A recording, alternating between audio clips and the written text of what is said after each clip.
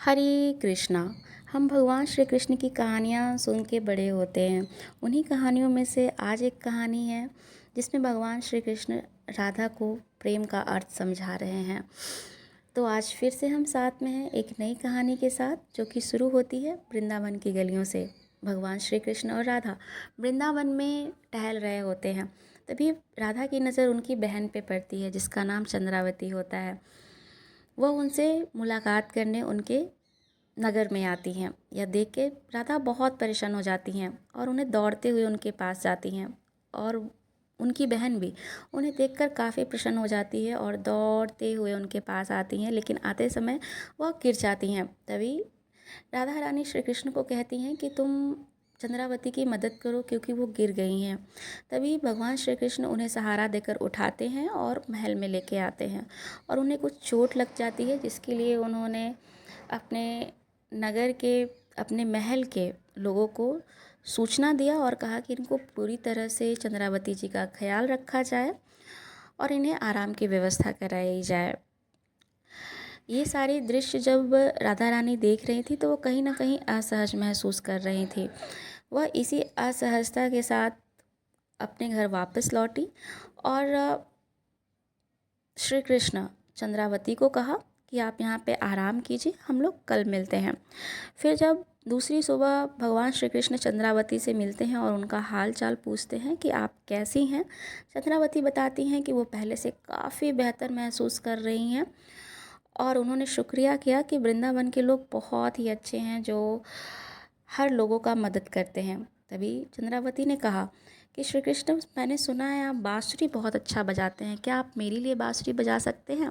तभी भगवान श्री कृष्ण ने कहा कि बिल्कुल, मैं आपके लिए बांसुरी बजा सकता हूँ। लेकिन ये सारा दृश्य राधा रानी छुप के देख रही थी। जैसे ही श्री कृष्ण अपनी बांसुरी अपने होठों के पास लेके जा रहे थे, तभी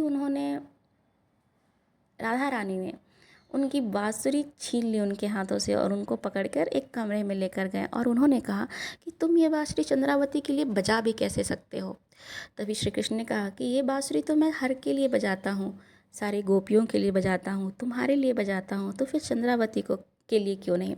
तभी राधा ने कहा क्योंकि ये बांसुरी मैंने तुम्हें दी है, तुम समझते नहीं कि मैं तुमसे कितना प्रेम करती हूँ, तुम्हें बिल्कुल भी मेरी परवाह नहीं है। तभी भगवान श्री कृष्ण कहते हैं कि राधे, तुम प्रेम को तो समझ गई, लेकिन प्रेम की भावनाओं को समझना अभी तुम्हें बाकी है।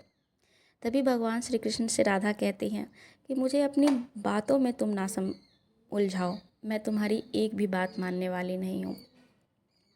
यह कहते हुए राधा रानी गुस्से से वहाँ से निकल गई।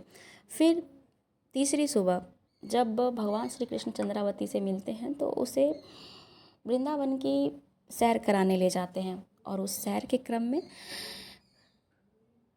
चंद्रावती अत्यंत प्रसन्न हो जाती है, क्योंकि इससे पहले उन्होंने कभी भी इतनी मनोरम दृश्य नहीं देखा, इतनी शांति, इतनी प्रसन्नता भरा माहौल नहीं देखा। और उन्होंने कहा कि वृंदावन बहुत ही ज़्यादा खूबसूरत है। तभी भगवान श्री कृष्ण ने कहा कि ये खूबसूरती वृंदावन की बस एक ही व्यक्ति पर निर्भर है। अगर वो व्यक्ति इस वृंदावन में ना हो तो यहाँ पे इतनी शांति, इतनी चहचहाट, इतनी प्रसन्नता कभी ना होगी। तभी चंद्रावती ने बड़े आश्चर्य के भाव से पूछा कि वह कौन व्यक्ति है जिसकी वजह से वृंदावन की हवाएं, वृंदावन की मौसम, वृंदावन की पशु पक्षी, पेड़ पौधे सब में प्रेम नज़र आता है। तभी श्री कृष्ण ने कहा कि वो है राधा। और फिर से राधा रानी ये सारे प्रसंग को अपनी आंखों से देख रही थी। जैसे ही उन्होंने अपने मुंह, श्री कृष्ण के मुंह से अपना नाम सुना, उनके चेहरे पे एक बहुत ही प्यारी सी मुस्कुराहट आ गई। लेकिन अगले ही पल चंद्रावती ने पूछा कि क्या आपके और राधा के बीच में कुछ है। भगवान श्री कृष्ण कुछ समय के लिए चुप रहे और उन्होंने कहा कि नहीं, मेरे और राधा के बीच में कुछ भी नहीं है। यह बात जैसे ही राधा ने सुनी, वो बिल्कुल स्तब्ध हो गई और वह सोचने लगी कि कृष्ण ऐसे कैसे कह सकता है, वो कैसे कह सकता है कि हमारे और उसके मध्य में कुछ नहीं है। तभी भगवान श्री कृष्ण ने चंद्रावती को जवाब दिया कि राधा और मैं अलग हैं ही नहीं, राधा और हम आत्मसार हैं। राधा मुझ में बसती है, मैं राधा में बसता हूँ। तो मैं और राधा के बीच में कुछ होने का बचा ही नहीं है, इसलिए मेरे और राधा के बीच में कुछ नहीं है, क्योंकि हम दोनों एक ही हैं। तो यहाँ पे हमें दिखता है कि भगवान श्री कृष्ण और राधा के बीच कितनी प्रगाढ़ प्रेम है, जिसमें वो एक दूसरे को अलग समझते ही नहीं हैं, वो दूसरे को आत्मसार समझते हैं, एक आत्मा समझते हैं जो एक दूसरे में ही समाहित है।